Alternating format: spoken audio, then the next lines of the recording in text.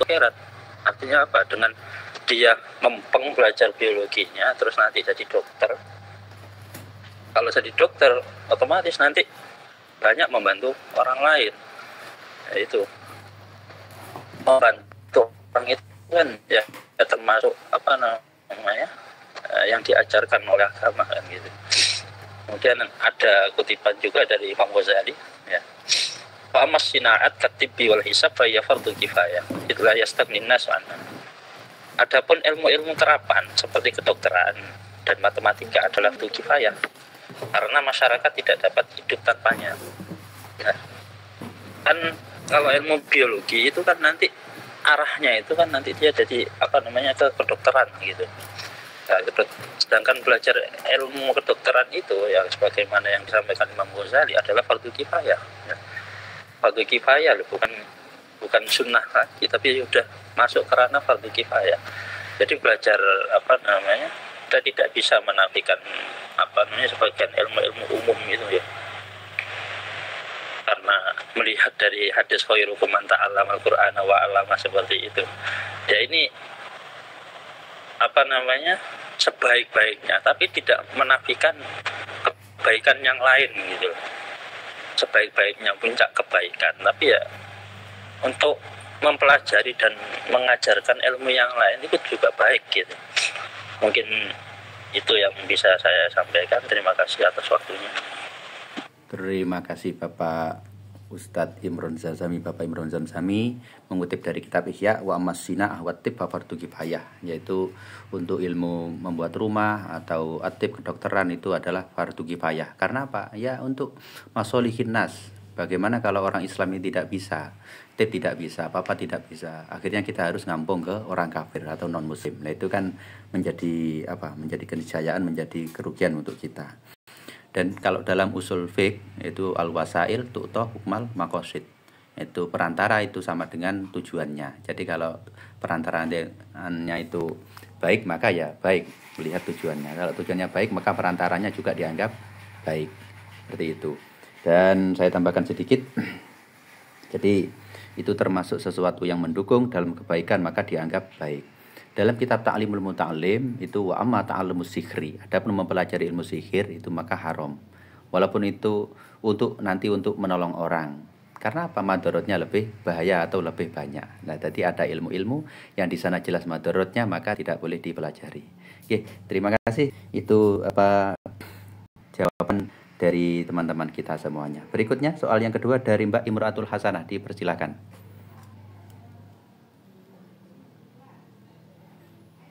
Terima kasih waktunya. Untuk saya yang ingin saya tanyakan masalah objek pendidikan ya. Di situ kan yang disebutkan di dalam makalahnya jenengan yang secara umum yang dimaksud objek pendidikan adalah di situ murid kan ngoten muta'alim. Lah saya minta subjek pendidikan itu siapa aja, apa seperti apa itu masyarakat atau manusia secara umum atau di situ seperti anak ya, kemudian atau seperti kerabat dan lainnya, dan sertakan konteks dari Al-Quran maupun hadis sedikit saja. Terima kasih. Oke, terima kasih. Masya Allah, pertanyaan yang lumayan sulit itu. Nggak tahu pertanyaan ini memang perlu ditanyakan atau memang cari pertanyaan ini. Oke, monggo Mas Maimun. Jadi pertanyaannya, objek itu meliputi siapa saja? Apa khusus murid? Apa itu nanti umum ke masyarakat atau saudara atau lainnya? Kalau mungkin referensi baik itu buku atau Quran atau hadis yang lainnya, monggo. Monggo Mas Maimun.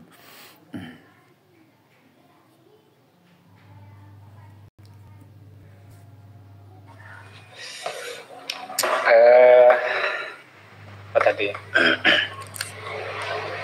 Tanya tentang spesifik objek pendidikan, apakah masukkan masyarakat, kemudian anak atau yang lainnya. Dan dari segi pengertian yang saya tulis, dalam makalah ini intinya objek itu ya peserta didik itu. Kalau peserta didik menurut kami ya tidak hanya murid yang ada di kelas seperti hanya kita mengajar itu. Mungkin anak kita yang di rumah setiap hari kita didik, belajar dikasih pelajaran akhlak atau pelajaran apapun itu yang bermanfaat, ya termasuk dalam kategori masyarakat. Begitu juga biasanya ada seorang tokoh mungkin di desanya tidak punya pesantren, ya, secara bangunan tidak ada, tapi tokoh ini di masyarakat mengajarkan orang-orang yang ada di masyarakat itu, memberikan edukasi, mengajak kebaikan, ya maka masyarakat itu termasuk objek itu. Kemudian apalagi mungkin itu dari saya seperti itu. Tidak hanya murid, kan seolah-olah kalau dari pengertian objek itu apakah hanya murid, kan kayaknya murid secara seperti kita biasanya ngajar di kelas itu, ya ngajar di kelas ada murid, ada guru, duduk rapi, kemudian menerangkan. Kemudian apakah orang-orang yang lain apakah tidak termasuk? Kalau menurut kami ya termasuk, asalkan di situ ada ada kegiatan yang di situ ya ada pendidik dan yang dididik, maka itu orang yang dididik itu termasuk objek di situ. Di masyarakat ya termasuk anak juga. Nah, kalau bicara dalil mungkin ini Pak Zamzami yang gudangnya. Mungkin dari saya seperti itu. Ya, terima kasih Mas Maimun. Jadi intinya jawabannya yaitu masuk, yang penting di sana masuk peserta didik. Jadi maksudnya muta'alim, orang yang belajar, artinya di sana peserta didik. Jadi dia memasukkan masyarakat, keluarga, dan siapapun yang di sana yaitu mau belajar. Ya, atau dia ikut saja sudah masuk. Gitu. Jadi di makalah memang tidak diterangkan secara lengkap, tapi maksudnya di sana adalah orang peserta didik. Jadi mencakup semuanya. Dari Mas Imron Zamzami, monggo Bapak Imron Zamzami dipersilahkan. Mohon maaf kawan-kawan semuanya, ini waktunya 1,5 jam ya. Mungkin nanti ini nggak selesai ya, serahkan ke Bapak Kiai Khoyuddin nanti ya. Gitu. Jadi karena ini kalau mau bertanya semuanya walaupun tidak apa-apa, tapi di waktu yang lain ya, atau di Jabri atau di kelompok nanti lah. Karena ini nanti ada perkuliahan berikutnya Pak Asnawan, jadi kita cukupkan 1,5 jam ini nanti. Oke, monggo Bapak Imron Zamzami. Oke, terima kasih waktunya. Jadi ya sudah jelas ya, semuanya ini juga bisa menjadi objek pendidikan sebagai muta'alim. Semuanya, seluruh manusia ini bisa menjadi objek muta'alim. Tidak menafikan ulama-ulama terdahulu. Ya, ulama terdahulu juga dulunya juga belajar gitu. Bahkan masyarakat biasa-biasa saja, baik itu yang di pasar atau yang dimanapun, itu juga bisa menjadi objek pendidikan. Untuk korelasi dengan Al-Quran dan hadisnya, ya, saya mengutip satu ayat saja. Ya. Ada satu ayat di dalam Al-Quran itu di awal-awal surat Al-Baqarah, Alif Lam Mim dzalika kitabul la raiba fihi hudan lil muttaqin. Nah, itu petunjuk bagi orang-orang yang bertakwa. Nah, ini objek pendidikannya orang-orang yang bertakwa. Tapi di dalam ayat lain juga ada hudan linnasi wa bayyinatin minal furqan, kayak gitu. Jadi Al-Quran itu sebagai petunjuk kepada objek manusia semuanya. Nah, gitu. Sebagai objek manusia semuanya. Jadi kita itu berhak untuk menjadi objek pendidikan sebagai muta'alim. Kemudian ada ayat lagi, in huwa illa dzikrul lil alamin. Ia hanyalah sebagai pengingat kepada seluruh alam, ya, seluruh alam tanpa menafikan. Kemudian kalau di kalau di dalam makalah kan itu ada objek pendidikan yaitu anak. Wa idh qala Luqmanu li ibnihi wa huwa ya'iduhu ya bunayya la tusyrik billah inna syirka la dzulmun 'adzim. Ya, itu objeknya kan anak ya. Imam Luqman Al-Hakim kepada anaknya. Kemudian ada lagi ya, objek keluarga. Ini ayat yang yang sangat familiar sekali, sering kita dengar, yaitu ya ayyuhalladzina amanu qu anfusakum wa ahlikum nara. Ya. Wahai orang-orang yang beriman, qu anfusakum, jagalah diri kalian, wa ahlikum, dan jagalah keluarga kalian. Nah, cara menjaga keluarga itu gimana ya? Dengan mengajarkan kepada keluarga kita bagaimana syariat itu, bagaimana Islam itu, bagaimana menjadi orang yang baik, seperti itu. Dan sebenarnya ada lagi hadis yang sangat sangat terkenal juga, yaitu hadis Nabi Shallallahu Alaihi Wasallam, ala kullukum ra'in wa kullukum mas'ulun an ra'iyat. Sebenarnya hadisnya tidak terpotong di dalam ini, tapi panjang gitu, dikecil gitu, dijelaskan secara ini. Fal alladzi 'ala as-sa'il wa mas'ulun an ra'iyatihi. Orang pemimpin itu adalah orang yang bertanggung jawab terhadap rakyatnya. Pemimpin itu bertanggung jawab untuk mencerdaskan rakyatnya, untuk membuat rakyatnya ini menjadi orang-orang terpelajar. Bagaimana ya? Mungkin dengan dia mengajarkan sendiri atau dengan wasilah orang lain yang berkompeten di dalam dunia pendidikan, misalkan gitu. Terus ada lagi tafsir warrajul ra'in ala ahli baitihi wa huwa mas'ulun anhum. Kemudian ada seorang bapak ya, itu wajib bertanggung jawab atas keluarganya ya. Ya bagaimana saya jelaskan tadi, bahwasanya bapak ya harus mengajarkan kepada istrinya ya. Saya pernah mendengar dari masyayikh saya ya, kalau misalkan yang bertanggung jawab terhadap hukum masail haid dalam istri, itu istri sebenarnya, tapi seorang suami. Jadi kalau istri itu tidak tahu tentang masalah haid, maka yang berdosa itu adalah suami, karena suami itu yang berhak mengajarkan kepada istrinya. Nah, itu. Terus ada lagi wal mar'atu ra'iyatun ala ahli baitiha wa waladihi wa hiya mas'ulatun anhu. Kemudian seorang ibu rumah tangga itu adalah penanggung jawab atas keluarganya dan anak-anaknya, bertanggung jawab mendidik anaknya ya. Bagaimana yang kita tahu, wal wa hiya madrasatul ula. Ibu adalah sekolah pertama bagi anak-anaknya, seperti itu. Mungkin itu sedikit Al-Quran dan hadis yang bisa saya sampaikan yang berkaitan tentang objek pendidikan. Terima kasih atas waktunya.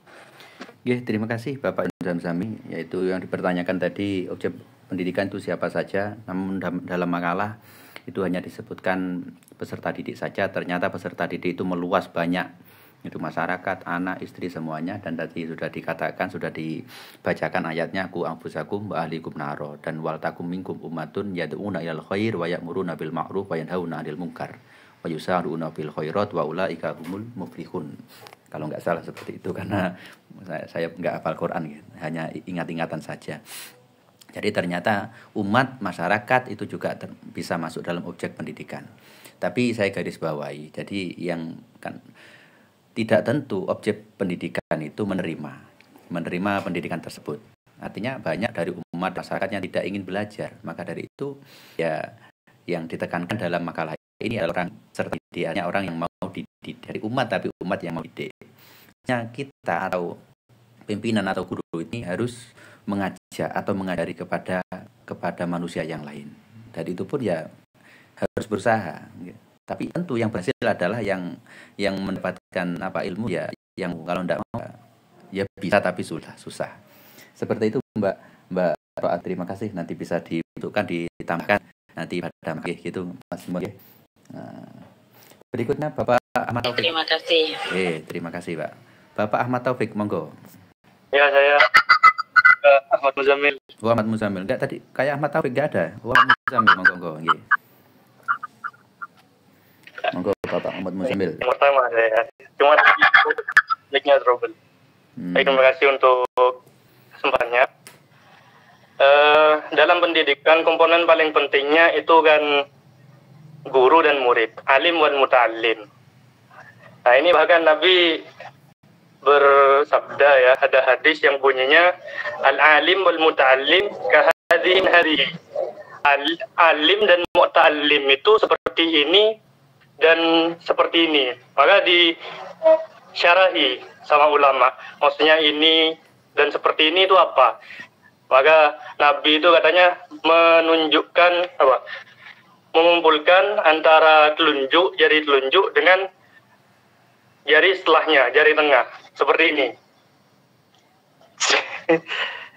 Nah, alim wal muta'allim itu syarikani katanya. Keduanya itu bersekutu dalam pahala. Jadi keduanya itu tidak boleh salah satunya misalkan ada yang tidak ada yang tiada misalkan. Nah, itu artinya keduanya harus ada gitu. Belibet saya. Nah, terusnya wala khairu fi sairin nasi ba'du, dan tidak ada kebaikan bagi seluruh manusia setelahnya antara guru dan murid itu. Nah, ini saking pentingnya keberadaan alim dan muta'allim. Tidak boleh hanya ada salah satunya. Nah, ini juga dipahami bahwasannya Nabi itu mengajarkan bahwasannya antara guru dan murid itu harus memiliki hubungan yang erat.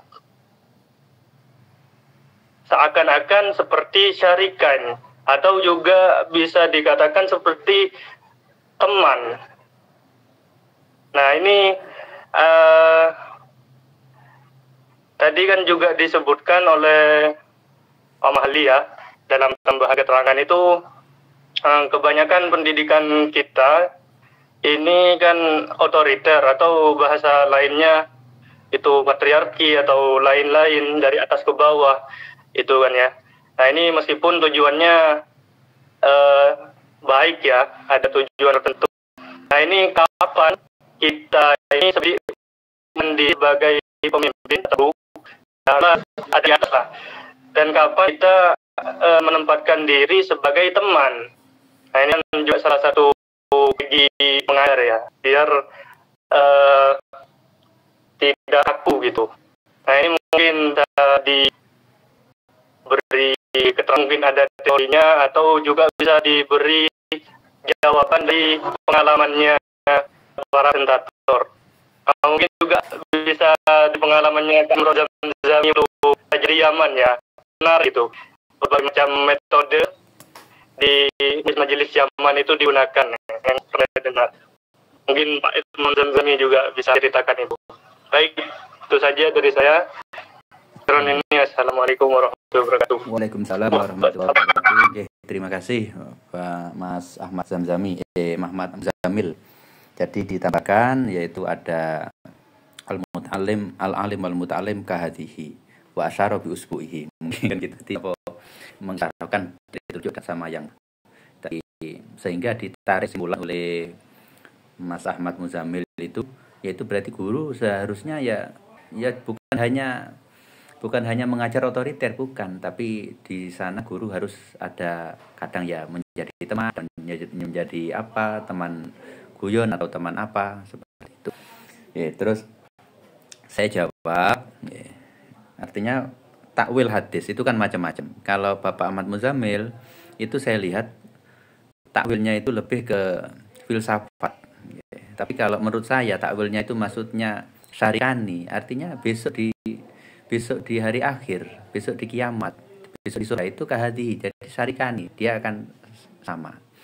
Takwil yang kedua itu masalah pahalanya, jadi pahalanya itu sama. Dalam hadis yang lain yaitu orang yang belajar itu tidak ada penghalang, yahulu bainahu wa bainal anbiya illa darajatun nubuwah, seperti itu. Jadi orang yang belajar, orang yang mau belajar ilmu agama itu jaraknya dengan para nabi itu sama, sejajar. Kecuali hanya derajat nabian gitu saja. Itu dalam kitab At-Targhib wa Tarhib. Itu seperti itu. Ya mungkin ada tambahan dari seperti yang diminta Bapak Imron Zamzami tentunya, dan juga presenter pertama Bapak Ahmad Maimun. Mungkin bisa dikorelasikan atau bisa dicarikan pandangannya bagaimana menurut Quran, atau mungkin ada ayat atau hadisnya. Tapi menurut hemat saya, menurut pandangan saya, ini sebenarnya ya mohon maaf, ini agak sudah keluar dari makalah sebenarnya ini. Karena kita makalahnya kan studi konsep dan objek, kan gitu konsep, tapi yang ditanyakan adalah pendidikan yang ada di Indonesia itu guru sebagai pendidik, guru sebagai pengajar, dan guru sebagai teman. Kalau dalam bahasa Indonesia itu kan bagaimana itu tutunya ini ingarsun tulodo, ingarso apa itu, terus misalnya kita di belakang kita memantau, nah kan gitu, tuturi handayani kan gitu. Itu dalam pendidikan di Indonesia. Itu apakah kira-kira nyambung apa tidak? Gitu saja, mungkin yang lebih enak. Jadi biar kita bisa paham bersama itu kira-kira nyambung apa tidak dengan pendidikan yang ada seperti itu. Oke. Moga Bapak Imron Zamzami.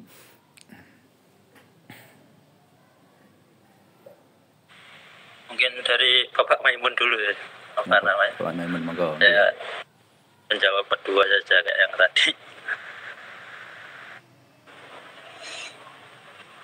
Ya, terima kasih. Apa ini? Mungkin saya cuma menambah sedikit ya masalah kapan sebaiknya, apa tadi itu soalnya, apa guru sebagai bisa menjadi teman, sebagai teman ya, atau apalagi pendidik dan pengajar. Pendidik dan pengajar. Mungkin itu metode menurut kami. Metode bagaimana kita bisa mendekati peserta didik, bisa mengambil hatinya, atau bisa bagaimana peserta didik itu bisa simpatik pada kita sebagai pendidik itu. Kan biasanya ada pendidik itu kan tidak nurut, atau tidak istilahnya secara Jawane deblek, tidak nurut. Maka kan beda ya, pendekatannya beda. Kalau anak-anak yang bagus akhlaknya, penurut, mungkin kita cukup sebagai guru, cukup untuk mengajarkan saja, memberi mau'izah, memberi nasihat. Tapi murid-murid atau pendidik yang istilahnya agak nakal itu, ya maka kita perlu mungkin memposisikan diri sebagai teman guru, tapi suatu saat kita memposisikan sebagai teman, karena itu termasuk model atau cara, metode agar bagaimana pendidik itu bisa punya simpati kepada kita, agar kita memasukkan ilmu, mengarahkan pendidik itu kepada yang lebih bagus. Ya, maka penting seperti itu, memposisikan guru tapi memposisikan sebagai teman, tapi tetap menjaga kewibawaan guru, tidak seperti main seperti anak-anak, tidak. Ya, karena mungkin secara praktek mungkin kita ngajak diskusi santai atau konsultasi personal atau yang kan banyak seperti itu. Mungkin memanggil pendidik diajak main jalan sambil ngobrol, bercerita, itu kan mengasihkan juga. Mungkin dari situ kita bisa mengarahkan sedikit demi sedikit seperti itu. Jadi menurut kami ya penting atau bisa ya, atau seorang guru bisa memposisikan diri menjadi teman bermain atau menjadi teman peserta didik, tujuannya agar kita bisa, tujuan kita dalam mendidik mereka bisa hasil, bisa maksimal. Mungkin seperti itu, karena ya pengalaman kami juga ada dulu di pesantren, guru saya ya sekarang ya salah satu dosen di UAS juga, beliau bilang kalau di kelas itu ya aku anggapan guru seperti itu, harus takzim, tapi kalau di luar ya biasa saja, jangan kaku, jangan ya biasa saja ngobrol atau siapa dan bermain, bercerita gitu. Jadi itu hanya metode menurut kami. Mungkin itu dari saya.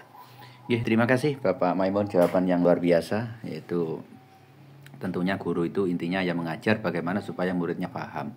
Adapun metode atau caranya bermacam-macam. Ada yang dengan teman, ada yang bagaimana, sebagaimana yang disampaikan oleh Pak Ahmad Muzamil tadi.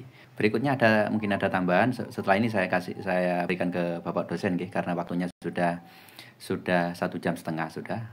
Jadi sudah 1 jam lebih, hampir 1,5 jam. Maka setelah ini saya kasihkan ke Bapak dosen mungkin. Monggo jawaban yang kedua dari Bapak Imron Zamzam, silakan. Baik, terima kasih waktunya. Jadi kurang lebih jawabannya ya sama kayak Bapak Maimun dan Bapak Mahali gitu. Jadi memang guru itu memang perlu ada hubungan dengan murid. Kalau di kelas ya berarti hubungannya murid harus menghormati gurunya dan guru itu harus tetap menjaga haibahnya. Ya, tapi kalau udah di luar kelas ya tetap menjaga haibah, tapi ya harus berkomunikasi dengan muridnya juga, ya perlu bercanda gitu, perlu guyon bareng kan, nggak sampai menghilangkan muruahnya si guru ini ya, tapi pada realitanya kadang itu kita sebagai guru itu kadang kebablasan gitu, sampai muridnya itu saking dekatnya sama murid sampai kita itu kayak itu nggak ada harganya di depan murid gitu. Nah ini yang perlu kita hindari ya, gitu. Jadi tetap semuanya itu ada porsinya, ada batasnya. Kemudian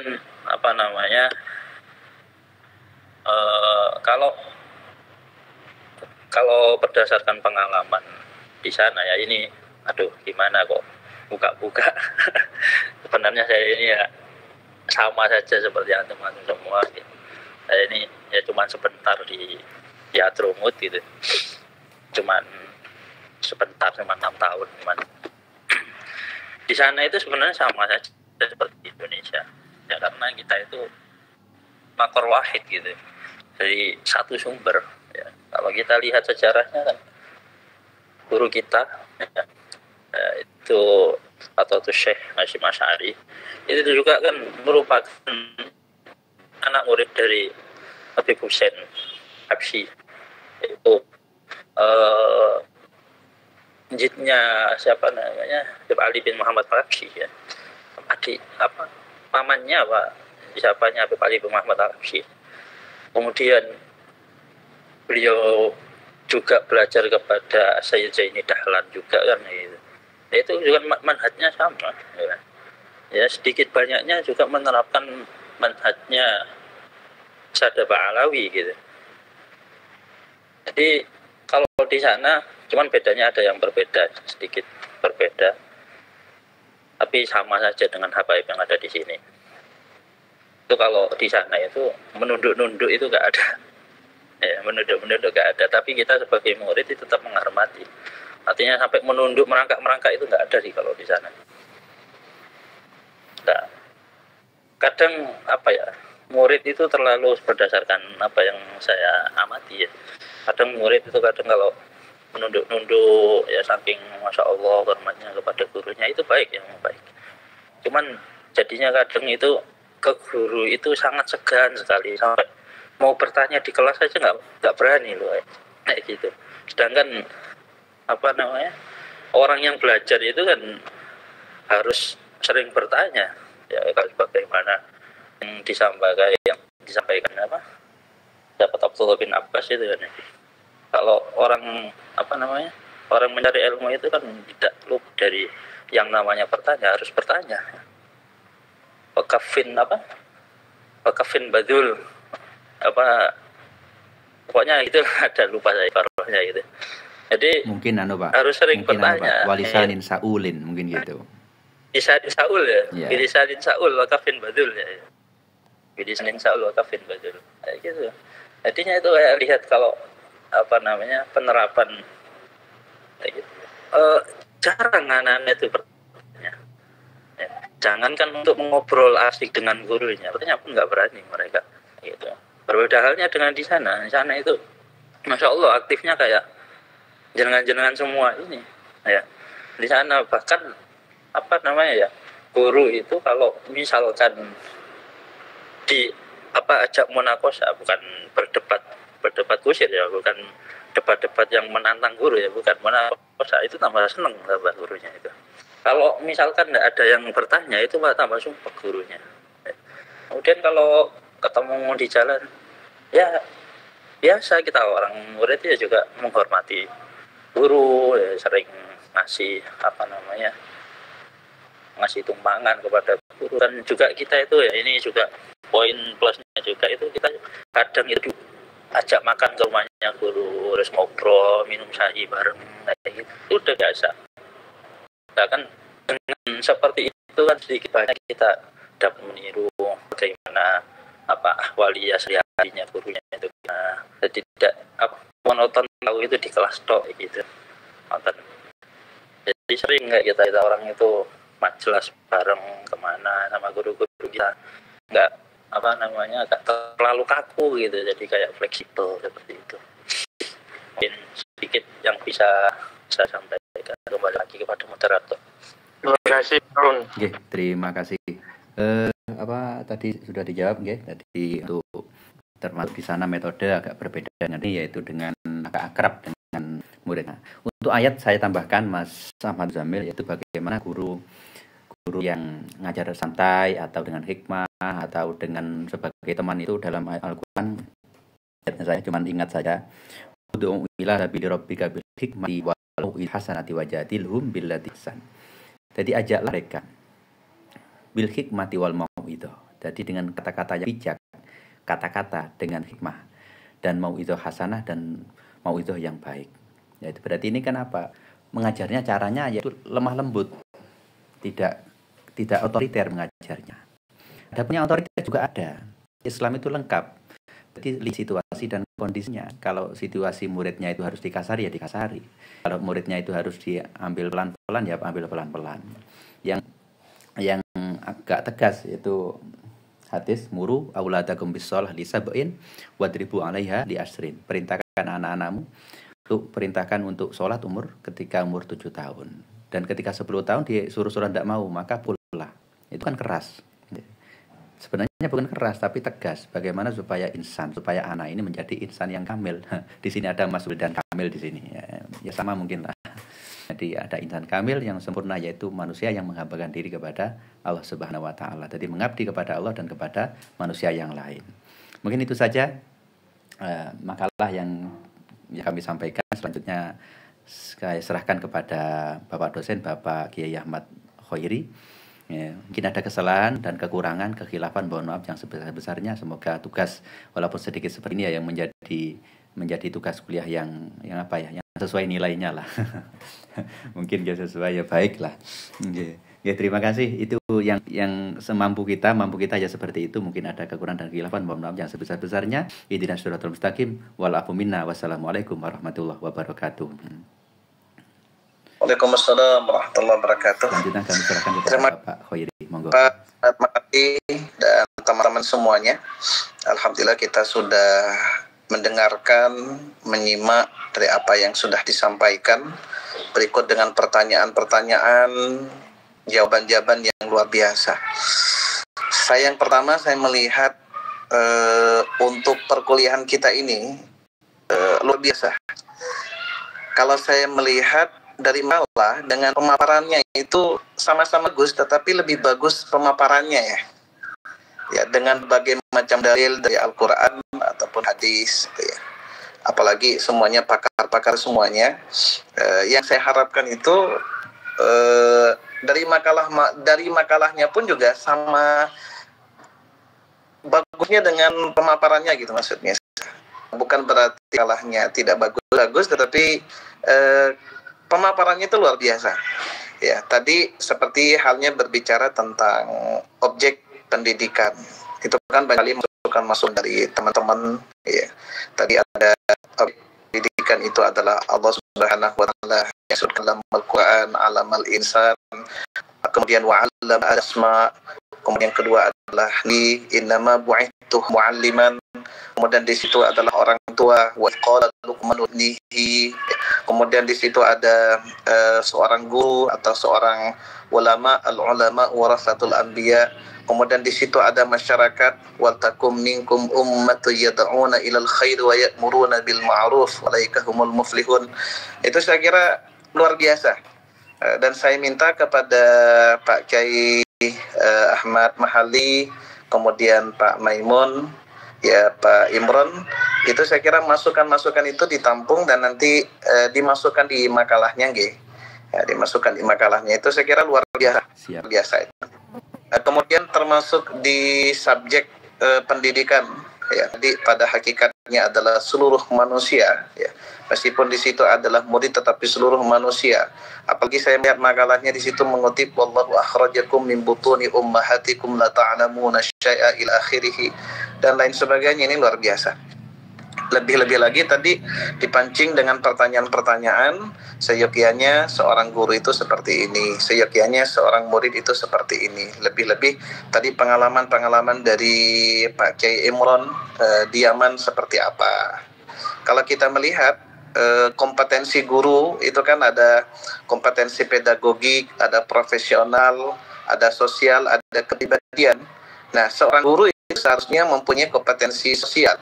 Bagaimana menghadapi guru sama guru, menghadapi guru dengan murid di kelas, bagaimana menghadapi murid di luar kelas, sehingga muncullah pertanyaan-pertanyaan dari mereka, sehingga apa yang menjadi unek-unek di dalam pikirannya itu bisa disampaikan dan bisa berdiskusi bil hikmati wal mau'izatil hasanati wa jadil hubillatihi ahsan tadi. Nah, itu saya kira ya. Kemudian dari makalah ini saya kira sudah bagus Pak Mahali, tetapi untuk di kampus kita itu bukan body note ya. Bukan body note ini kalau saya melihat dari pengertian objek dan subjek pendidikan dalam Islam, di sini kan menggunakan referensinya Abdullah 2019. Jadi saya kira jadikan footnote saja, karena sampai tesis pun itu nanti footnote gitu ya. Jadi setiap ada konsep, ada teori, ini langsung ini kan ada Nata 2018. Kita langsung aja pakai footnote. Tinggal klik reference di atas, kemudian insert footnote, kemudian nama buku, kemudian tahun, ya bukan tahun, nama penerbit, tempat, nama penerbit, tahun, kemudian halaman. Itu saya kira lebih detail lagi. Kemudian kalau referensi dari Al-Quran, ini kan wallahu akhrajakum, itu pun juga dikasih footnote. Dikasih footnote-nya Quran ayat berapa, misalnya diambil dari Quran cetakan mana. Kemudian innama bu'ithtu mu'alliman, ini kan mengambil dari Ibnu Majah. Jadi setelah itu kasih footnote lagi, jadi langsung ambil dari kitab aslinya Ibnu Majah gitu ya. Kemudian Al-Quran yang lainnya, hadis-hadis di bawahnya itu silakan menggunakan footnote masing-masingnya, bukan body note. Tetapi secara konteks ya, secara isi itu sudah sangat memenuhi, tinggal ditambah tadi oleh masukan-masukan teman-teman. Kemudian saya melihat juga di daftar pustakanya ini juga masih perlu disesuaikan dengan tata cara penulisan ilmiahnya, terutama dari nama-nama buku itu memang harus dimiringkan ya. Ini kan kayak di sini Islamic Studies di perguruan tinggi, ya, ini nggak miring dasar-dasar pokok pendidikan Islam. Kemudian Ihya Ulumuddin, filsafat pendidikan Islam, hadis riwayat Bukhari dan Muslim. Ini saya kira tak bisa ya, hanya begitu saja, jangan hadis riwayat, tetapi langsung kitabnya ya, Ibnu Majah juga, ini kan Ibnu Majah, Sunan Ibnu Majah itu masih kurang lengkap ya, tanpa tahun TT dan lain sebagainya. Tuh. Jadi kesimpulannya, kalau dari makalah saya kira sudah sesuai isinya, tetapi untuk tata cara penulisannya sedikit demi sedikit kita sesuaikan dengan tata cara penulisan karya ilmiah di kampus, sehingga nanti terbiasa ketika menulis tesisnya. Kemudian yang kedua, masukan-masukan dari teman-teman tadi silakan ditampung dan dimasukkan ke dalam makalah-makalah sehingga makalahnya lebih baik lagi ke depan. Itu saja barangkali masukan dari saya ya. Dan untuk jawaban saya kira semuanya udah mantap sekali. Saya ini sudah ditutup juga sama moderator. Mari kita tutup dengan doa akhir majelis. Subhanakallahumma wa bihamdika asyhadu an la ilaha illa anta astaghfiruka wa atubu ilaik. Oke, gitu saja barangkali. Saya screenshot dulu di akhir karena tadi saya screenshotnya di pertengahan. Ini ada 11 orang ya. Saya screenshot dulu.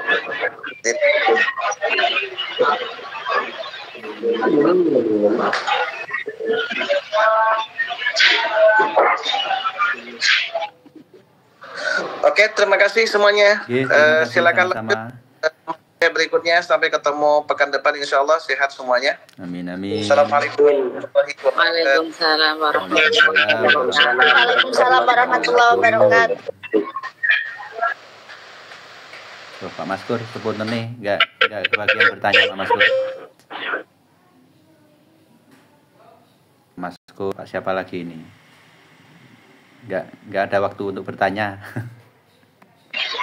Iya, sami-sami Gus, kalau telat Gus. Oh. Taruh leneng grup. Taruh grup. Iya. Buyar ketinggalan. Turun. Mau pamit keluar dulu. Assalamualaikum. Waalaikumsalam.